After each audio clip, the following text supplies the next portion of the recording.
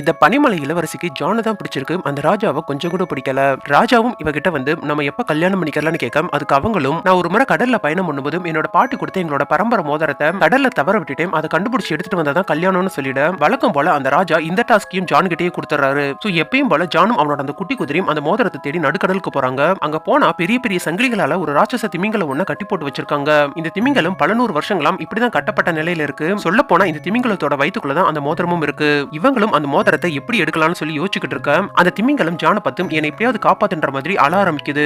அதனால இந்த திமிங்கலத்தை நம்ம எப்படியாவது காப்பாத்தணும்னு சொல்லி ஐடியா பண்ணி இவங்க ரெண்டு பேருமே அந்த திமிங்கலத்தோட மூக்கு வழியா உள்ள போறாங்க. இவங்க அதோட மூக்குக்குள்ள போனதுனால அந்த திமிங்கலத்துக்கு ஒரு பெரிய தும்மல் வந்துடுது. தும்மல் வந்து அடுத்த செகண்டே அது மேல கட்டியிருந்த அந்த சங்கிலி எல்லாமே அறுந்துட அந்த திமிங்கலமும் தப்பிச்சு கடலுக்குள்ள போயிடுது. ஆனா இவன் அந்த திமிங்கலத்துக்கிட்ட அந்த மோதிரத்தை கேட்க மறந்திருப்பான். இவ இதை யோசிச்சுக்கிட்டு இருக்கும் போதே நண்டு ஒண்ணு ஒரு மோதிரத்தை எடுத்துட்டு வந்து நீங்க செஞ்ச உதவிக்கு நன்றி சொல்ற விதமா அந்த திமிங்கலம் உங்ககிட்ட இதை கொடுக்க சொல்லுச்சுன்னு சொல்லி ஒரு மோதிரத்தை கொடுத்துட்டு அந்த நண்டும் அங்கிருந்து போயிடுது.